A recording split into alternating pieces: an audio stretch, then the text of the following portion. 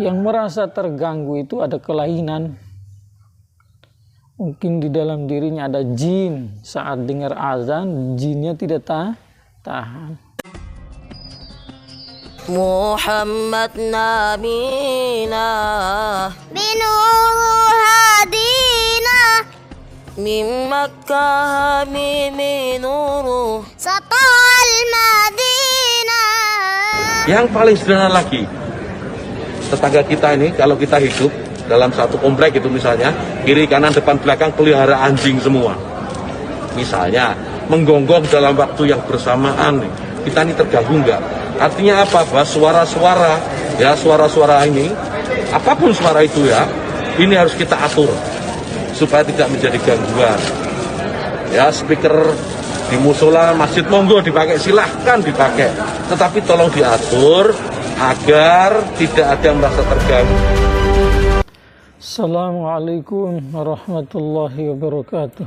Waalaikumsalam warahmatullahi wabarakatuh.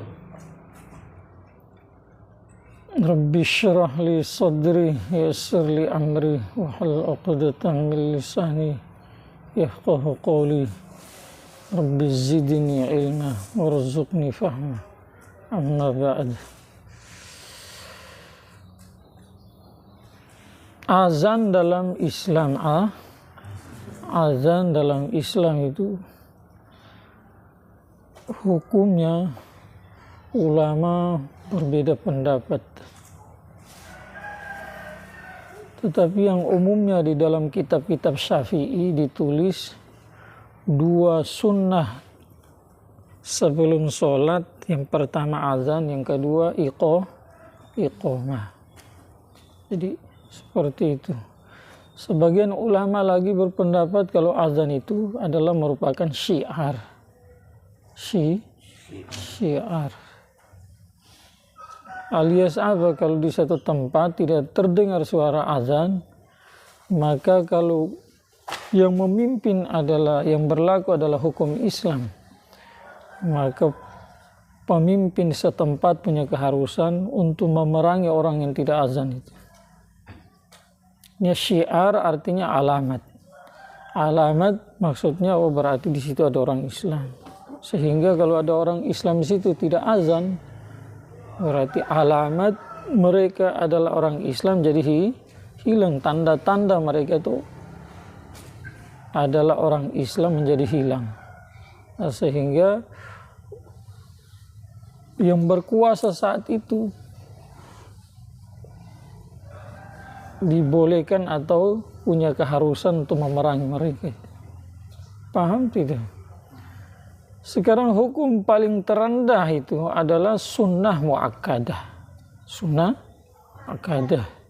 Dan kita tahu sejarah datangnya azan itu adalah merupakan ilham atau petunjuk dari Allah lewat mimpi para sahabat. 2 sahabat yang terkenal, seorang saya lupa satu tuh. Yang kedua adalah Umar bin Khattab radhiyallahu anhu. Cuma nanti sahabat pertama itu yang menginformasikan kepada Nabi SAW hasil mimpinya malam. Umar juga mimpi yang sama. Sebelum mimpi itu, ya Nabi bermusyawarah dengan para sahabat bahwa bagaimana cara memanggil orang kepada sholat. Maka sebagian ada yang berpendapat bahwa nyalakan api. Setelah masuk waktu sholat nyalakan api. Sebagian lagi berpendapat kalau nanti masuk waktu sholat maka pukul toleng-toleng itu. Pukul apa? Bunyikan toleng-toleng. Jadi usulan-usulan itu didengar, tetapi Nabi belum membuat keputusan. Sehingga disuruh berpikir lagi. Besoknya datang berita bahwa malam ada beberapa sahabat yang bermimpi didatangi malaikat, kemudian memberi contoh di dalam mimpi itu. bahwa beginilah cara memanggil orang sholat. Setelah mimpi itu didengarkan kepada Nabi Shallallahu Alaihi Wasallam, maka disyariatkan, sudah ditetapkan bahwa cara memanggil orang sholat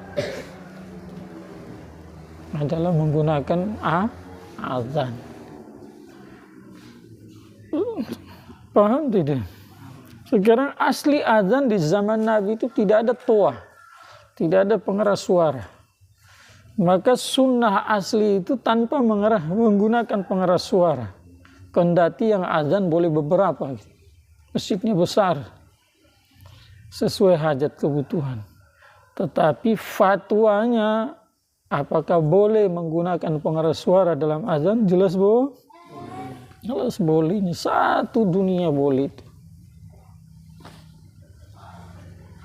Kalau seandainya ada yang masjid tertentu mau amalkan sunnah asli itu tanpa menggunakan pengeras suara, ya boleh itu.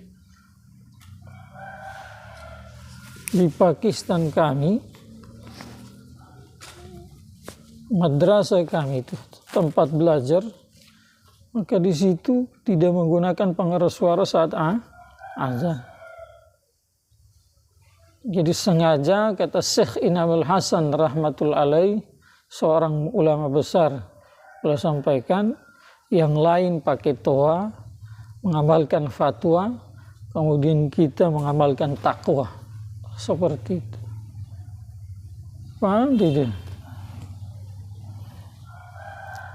Sekarang pertanyaan, apakah azan dengan pengeras suara itu mengganggu atau tidak? Jelas tidak mengganggu. Yang merasa terganggu itu ada kelainan. Mungkin di dalam dirinya ada jin, saat dengar azan jinnya tidak tahan. Atau di dalam hatinya itu memang ada kebencian kepada Islam, sehingga iblis itu mencengkeram di dalam hatinya itu. Saat terdengar azan, yang muncul adalah kebencian. Terus orang yang di dalam hatinya ada nur iman, orang yang di dalam hatinya tidak punya kelainan rohani, yang cinta sama Allah, cinta sama Rasulullah, cinta sama agama Islam, betul-betul cinta, jelas mendengar azan itu satu pertolongan bagi dia, itu satu dorongan, satu bantuan dari Allah lewat muazzin untuk siapkan diri untuk mengerjakan sholat. Kita sudah terbiasa dengar azan dengan suara keras, tiba-tiba tidak terdengar azan, bangun tidur, kenapa tidak ada azan? Mungkin sudah ada azan di sana, lampu mati. Paham tidak? Nah, sekarang bagaimana orang yang menyamakan suara azan dengan suara anjing?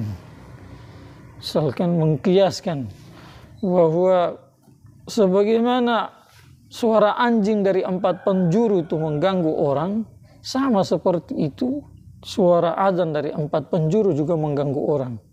Apakah kias ini boleh atau tidak?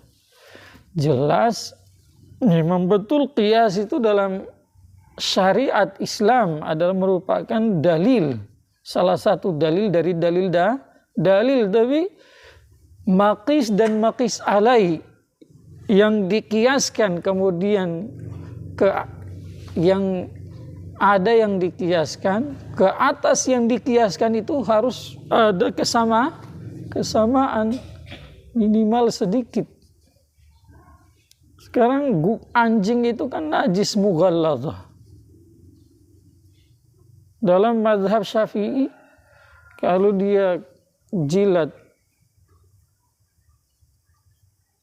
piring atau tangan kita, maka wajib dicuci 7 kali, salah satu dari 7 kali basuhan tadi air yang dicampur dengan tanah yang suci mensucikan. Barulah jadi suci kembali piring atau tangan yang dijilat oleh anjing tadi. Gonggongan anjing jelas-jelas itu mengganggu. Karena kadang-kadang anjing itu meraung-raung seperti ada apa. Jadi orang terganggu, jadi terusik segala macam. Apalagi di waktu malam. Tetapi berbeda dengan azan. Azan ini merupakan syariat, ketetapan mulia dia. Sunnah muakkadah yang kalau diamalkan orang dapat pahala. Kalau ditinggalkan makruh, dibenci sama Allah. Tidak berdosa, tetapi dalam Kitabul Imam Syafi'i rahmatullahi alaihi berkata bahwa orang yang meninggalkan sunnah muakkadah itu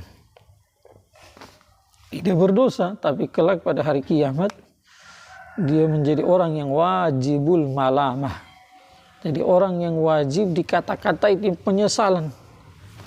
Kamu dijanjikan jam 9 tepat hadir, dapat mobil BMW 1 sama uang 1 miliar. Tidak boleh lebih dari jam 9. Datang jam 9 lewat setengah menit. Akhirnya kamu tidak dapat mobil BMW 1 miliar. Kamu nyesal tidak? Jelas dari segi keduniaan. Kemudian pulang nanti orang bilang itu kan. Sudah dibilang datang cepat. Padahal BMW 1M itu kan bisa saja sebelum meninggal Allah ambil lagi, atau kita meninggal duluan, dia masih ada di dunia dipakai sama orang lain. Berbeda dengan sunnah muakkadah, pahalanya kekal abadi.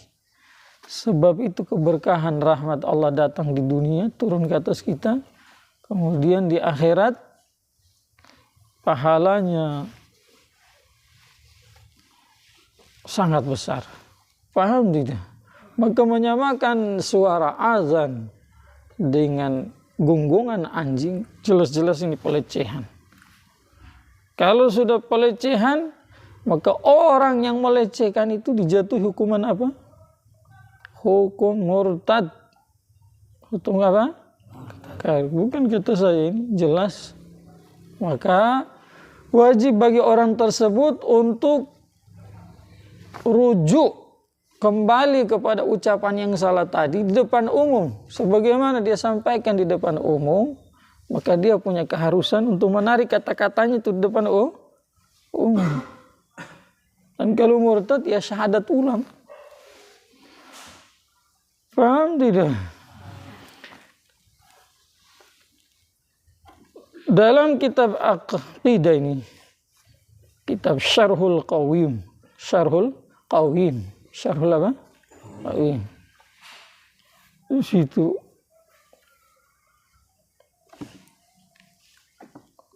Syekh Abu Abdurrahman Abdullah bin Muhammad bin Yusuf bin Abdullah bin Jamil al-Harariyu Syaibiyu al-Badariyu al-Abadariyu Mufti Harar.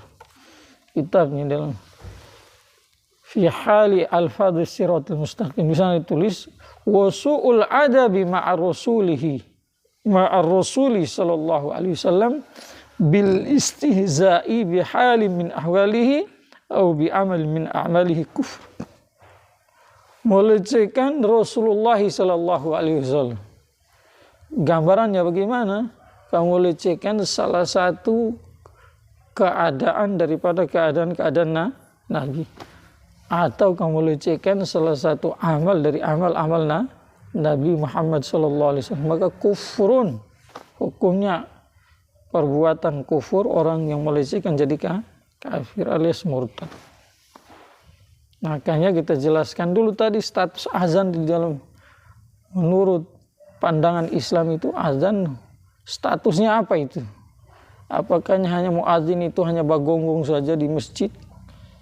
Tidak ada dia punya nilai sejarah dalam Islam itu, kedudukan dalam Islam tidak ada. Jelas setelah kita jelaskan, maka azan punya kedudukan yang tinggi dalam Islam itu. Ke orang yang membandingkan suara azan dengan gonggongan anjing, maka ini satu pelecehan. Melecehkan suara, melecehkan azan yang merupakan salah satu amal dari amal Nabi Muhammad SAW, yang bagian dari perintah langsung dari Allah. Orang itu jadi apa? Kalau Islam mau murtad, jadi kafir. Paham tidak? Kalau belum tahu, misalkan orang awam tidak tahu hukumnya jelas, berarti lain kali jangan diulang. Orang baru masuk Islam tidak tahu, belum disampaikan oleh para ulama, belum terdengar, belum bertanya, maka juga setelah tahu jangan diulang. Orang yang tahu, apalagi yang ucapkan adalah ulama, jelas-jelas itu satu pelecehan. Maka hukumnya adalah orang yang mengkiaskan azan ke atas gonggongan anjing tadi, orang itu jadi kafir, jadi murtad. Harus syahadat ulang. Nah, supaya banyak orang tahu bahwa dia telah mengaku salah, maka sebagaimana dia ucapkan di publik, maka dia punya keharusan juga sampaikan ke publik, supaya orang jangan bertanya-tanya gitu. Jangan lagi banyak-banyak orang banyak bicara.